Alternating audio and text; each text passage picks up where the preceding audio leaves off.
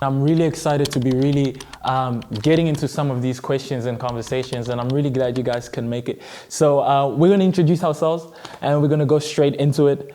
We're going to start on that side of the room, and then come around here. I got you. Thank you so much. Sia?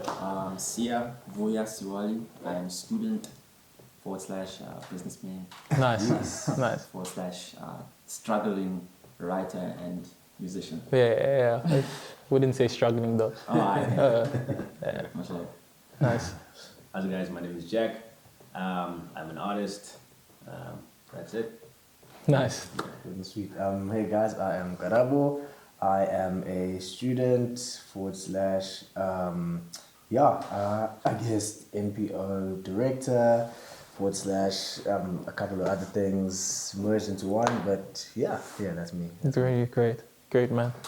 Lads, I'm Babalu Busiga. I work in media broadcasting.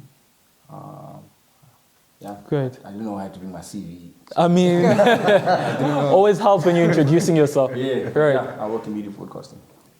Great. I don't think I'm going to do I Please, Patrick. please. My name is Patrick. I am a student of life. Taking that one day at a time. Okay. We all graduate when we graduate, but I'm enjoying this life thing that I'm trying to figure out. And so that is what I am currently. No other in-betweens. I'd rather leave it at that. Yeah. Great. Awesome. So the first question, I think the first question is a great way to dive into the whole conversation, because it's like we all have somewhat a belief system. There's something that we believe in and that we hold on to that kind of shapes the people that we are. Yeah. And so the first question, to put it simply, is how has your faith or what you believe in shaped how you see yourself as a man in society today? Jack, would you like to hit us with that one? Can you just repeat that again? So how has your faith or what you believe in shaped the way you see yourself as a man in society today? Yeah, I think we're all Christians. Yeah. So, being a Christian and getting to know Jesus and his character completely changes how you view masculinity. Right. From the worldview. Right. You know what I'm saying? And so that immediately cancels out what the world says what a man is. Yeah. Because now we look at scripture and Right. we look at his character and his ways Right. and his examples of what it means to be a man. Yeah.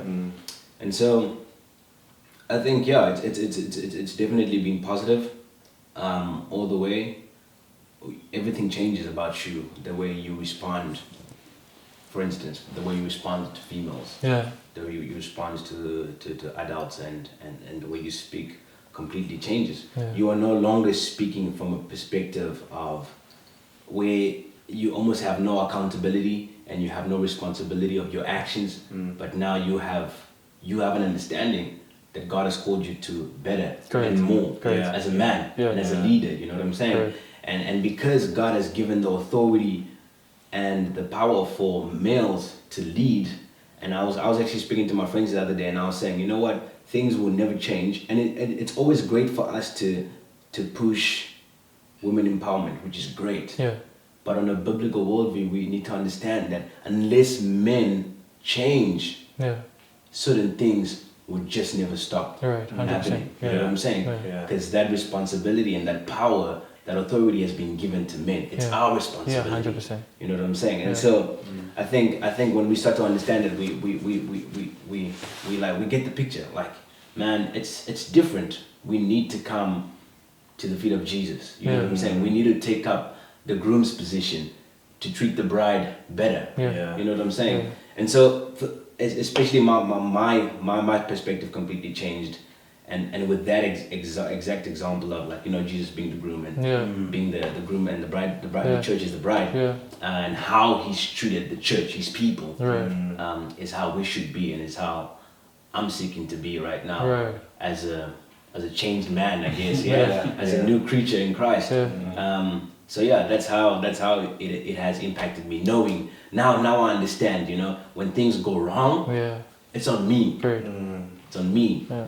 Not you know, on the other side, I feel like in the world when things go wrong, you know, men are not on the forefront to take responsibility. Right. We point fingers. They Yeah. just point fingers and blame as it is, you know. Right. It's like, man, under Christ, man, God knows you. If you're in the streets, you playing with his daughters, that's his daughters, man. Right. Like, hey, you're gonna get it. Yeah. You know, you responsible for Yeah. that.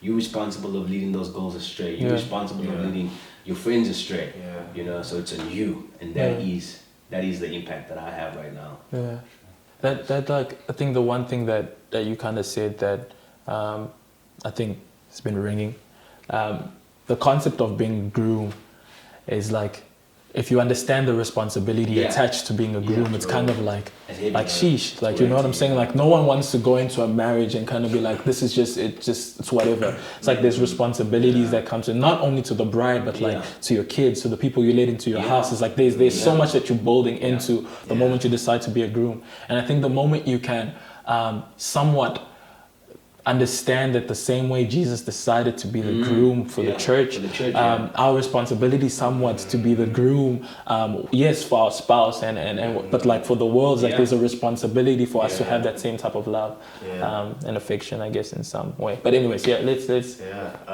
carry on with that question. Yeah, I think for me, Jack, I love the stuff you were saying. I think for me, it's taken the societal pressure off in many ways, because society says men have to, we'll say things like men have to be strong, have to be the ones where people say things like boys don't cry, you gotta be tough, you gotta take charge and lead, which is all, some things are positive, but others can be quite toxic in how they don't allow you as a man just to simply be a human being. Just to be. And so where scripture says things like when I'm weak, then I'm strong, and where it says, come to me, all you who are heavy laden, and I'll give you rest. And I'm like, okay, I actually don't have to, as a man, get it right all the time. I don't have to be perfect. I can actually be weak. I can cry, and there's strength in that. There's strength in me as a man being vulnerable when society says, oh, no, that's a sign of weakness, where the word says, no, that's actually a sign of strength. And so for me, how I see myself as a man in society through my faith is that I see that it's okay to be weak, and it's biblical to have moments where you are weak, where I see myself as a servant, where Christ says, where he says those who are first will be last and those who are last will be first. So in many ways, I see myself as a servant of people, I guess, in whatever I do, in whatever sphere or capacity, because that's what Jesus did. Correct. Jesus washed people's feet. Jesus, he spoke to the downcast, the broken, the hurting. So for me, I'm like, I'm not gonna, where society says you should race to get to the top and be telling people what to do, have all the authority. There's a lot of authority and leadership that comes in serving. Yeah. So for me, it's given me the comfort and the grace and the space just to be human, to be weak, Right, and 100%. to be able to serve. Yeah, it's very good. It's very good. Sure, man. Yeah. Huge Christian. Yeah, no, it is massive. Figure it out. Have life figured out. Thanks, guys. Now I know how to go about my life. But I think for me, like the whole faith journey has only like nuanced my perspective on what it means to be a man. Like I think for me, like growing up, manhood had always been like looked at by the examples around me. Right. And a lot of the times, like the examples weren't really that great. Yeah. Right. You know, so I'm like, this thing is complex. Yeah. I know I don't want to be like that. I know I don't want to be like that. So then, what do I do? Then you encounter this faith thing, and then obviously like the character of who Jesus is, and the way Jesus lived, and you're like, sure, it's like a pretty good example to follow. Right. You know, but it's complex. It's heavy. Like, at least for me, it's always been heavy. Yeah, that's true.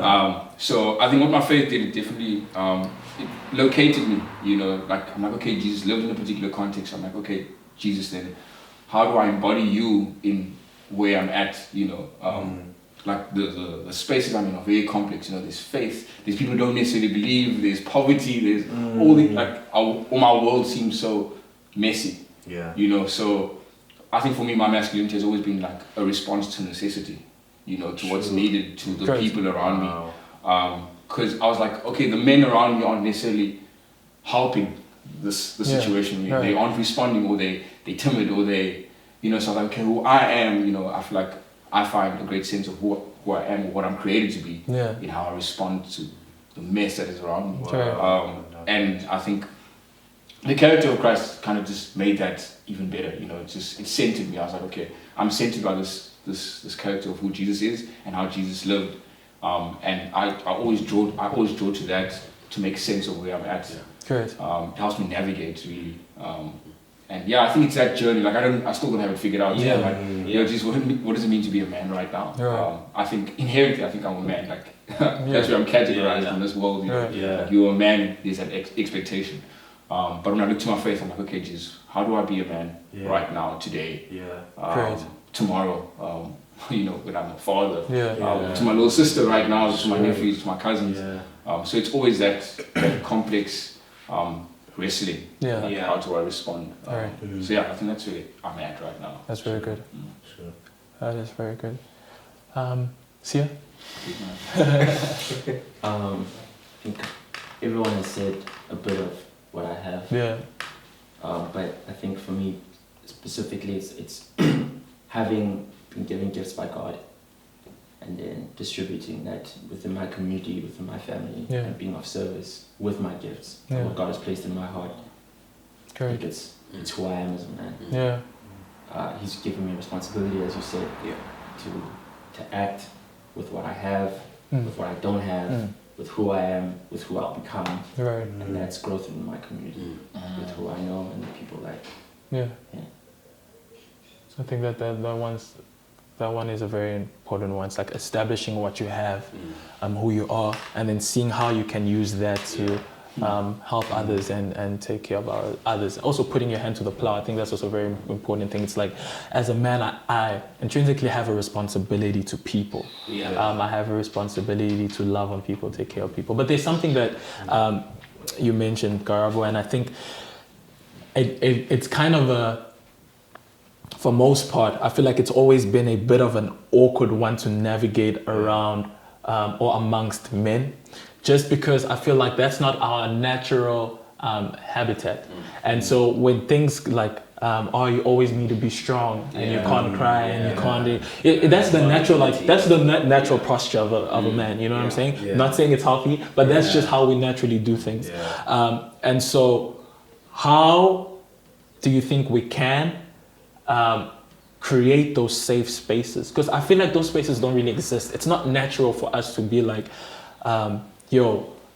going up to the homie and saying like, yo, like, I'm down bad. You know what I'm saying? Like, I'm hurting. Like, this sucks. I'm struggling. I actually just need a shoulder to cry, because homies are always like, whoa, chill out. You know what I'm saying? Like, chill out with all that. It's like, how do we cultivate those spaces? How do you think we can go about actually being safe spaces for our friends, our male friends, without it being like, you being a bit too affectionate, you being a bit too cozy, you being too, so how do we set up those spaces for our friends? I think Sia, you do, like, Sia and I are pretty close friends. I think you do that pretty well. But how do you maintain that even with new friends, where it's not in a sense weird? Because I feel like it can be. Like, if people are automatically like, yo, like, it's cool, you can talk to me, like, I'm that person. Like, how do you cultivate those spaces? I think inherently I listen, very attentive, Right. very open, Yeah. and as much as I think that I don't give people 100% of who I am at the beginning, Yeah. I tend to, Yeah. and that is an affectionate person who likes hugging, likes, Right. you know, that's who I am. So I think inherently people just want to be within that space sometimes to open up, and they allow for a more intimate, deeper, more affectionate, more loving relationship. Yeah. Yeah, I think that's me. Right. Fair enough. That makes sense. And I also feel like it's also another like stigma that's kind of placed on us, in that once you have these attributes, you're looked as soft. And then once you're soft, it's like, bro, like, why, like man up, why are you so soft? Because like I remember like as a kid, I was a soft kid, and so I grew up with literally just women. Like it was just my mom, my sister, my aunt, my grand. So it was so I knew how to acknowledge emotion, and I knew how to feel and act on emotion when it was there, right? And eventually when my sphere changed to where I just had a whole lot of guy friends, it was almost like, okay, well now with all this emotion, I don't want to seem soft, right? And then you try to build this shell around you to kind of protect this outlook and how people view. And I think that can become kind of so toxic because then what happens is you actually start denying yourself feeling. You start denying yourself expression and emotion. And I think kind of like the follow-up question to that is, and you can answer either the first one or this one, but how do you feel safe, or when do you feel safe as a man? And do you consider yourself a safe space for others, especially women? I want to take the first one. Yeah, go for it. Like I think like being aware, man, of the space that you're in. I think like a lot of these things, I think the way that people are is because of the experiences. Right. Yeah. You know, so I think like even lads who aren't necessarily, like you say, very good at the emotions. Right. It's a particular experience that they most likely have. Yeah, 100%. So I think if you give people the chance to communicate their experiences and who they are, then you have a better, you're most likely to have a better way to respond to that sort of person. Because I hate the idea of there has to be an expectation of how that expectation of how a man's supposed to be. Yeah. You know, but I think the reason why men are the way they are is because of their particular experiences, right? Yeah. And we have these sort of experiences in a society that we live in. Yeah. You know, so at least for me, it's like being aware of the general experiences of men in our society and what sort of men that sort of society then produces. Right. Yeah. You know, so when we all cry wolf and we're like, no, the men in our society are a mess. It's most likely because of the sort of experiences that we've harvested in our society. 100%. So I think you kind of have to like dumb it down a bit and like settle and like what sort of experiences are lads actually happening or having in general that pop up these sort of people, these sort of characters. 100%. And then we need to kind of untangle and sort of or detangle that sort of thing. Because that's when you find like, sure, dude, you've had a crazy life experience. That's not a normal, healthy life experience to have. It's toxic. And maybe that's why you sort of you portray this sort of character. 100%. That needs to be unlearned. And even guys who are more soft, it's a particular experience. And I think it takes that level of awareness and being able to allow people to be who they are. And then cultivate a new sort of society or cultivate a new sort of community. Because I think who we become is meant to serve. You don't live alone, dude. 100%. You come into a society, so your cultural practices, when they come in here and they change the society, we need to hold you accountable to that. Like, this is what you brought in. And why did you bring that in? We can't nurture that thing. Or this thing is a weed in what we're trying to grow. And it destroys everything else. So we need to address that as guys even, or as people. It's a mess, it's a weird thing, but it's at least what I've been able to. That you said something crazy, but we'll come back to that because I feel like, Before we, that was insane. I think so. Before we move on, let's not forget the question. But I think something that was like, I think there was even maybe it's even just the way you asked that question, but it's like, why did you bring that in? It's like. I'm a very imaginative person, right?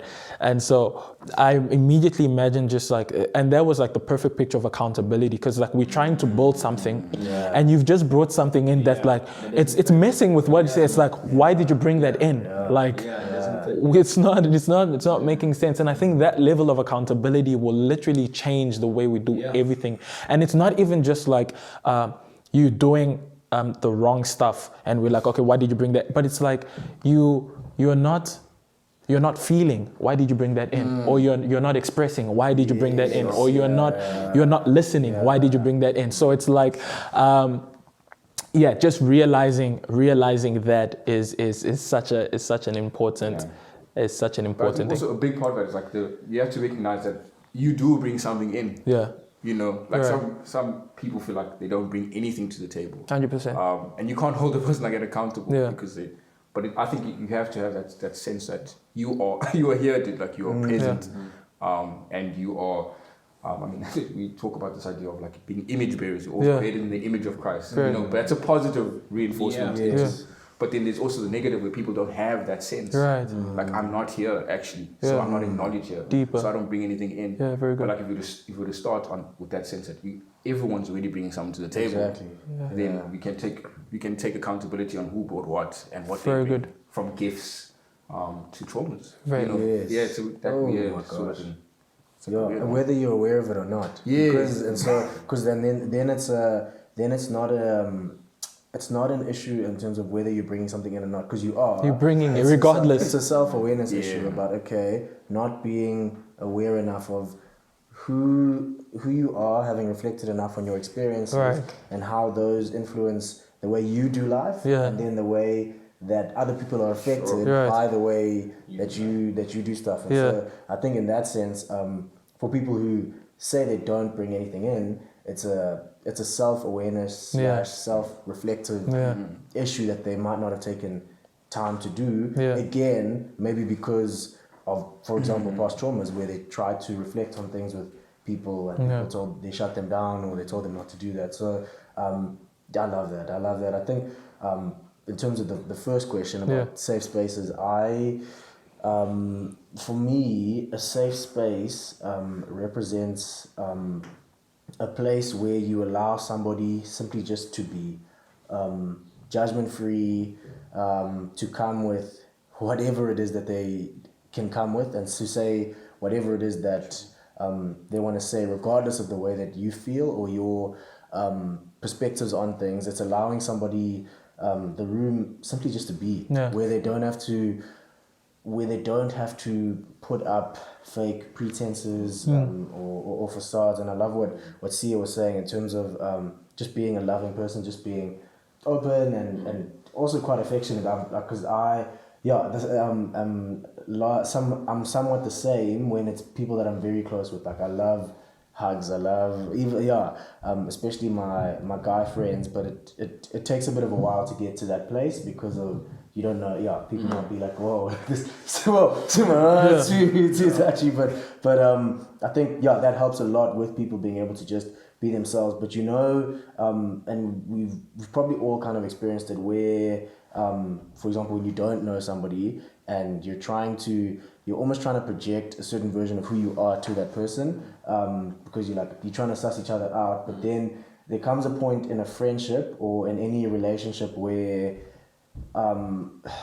almost the work stops. So not that you're not being intentional about being a friend, but the work in terms of trying to show who you are to that person, you just be. It literally doesn't matter what you do. You can be who you are, and then the weird stuff starts coming out. You do that? Okay. I mean, I did Might as well. So when that place is reached, for me, that's then a safe space. That's a place where, okay, I can do this weird thing, and this person's still like, hey. Or they can do that, and it's judgment free. Even I've got some friends, or even my partner, where there's strange things that happen. I'm like, there's a little bit of like, okay, that's a bit weird, but it's fine. I still love you. Right. So I think it takes a while to get to that place, but for me, a safe space is where you're allowing somebody to be. The second question has left my brain. It's left my brain, but. That one was the second question. That was, that was the second question. but specifically for women. Yes. That was the second part of this. The second part of the second question. I see. Yes. That's good.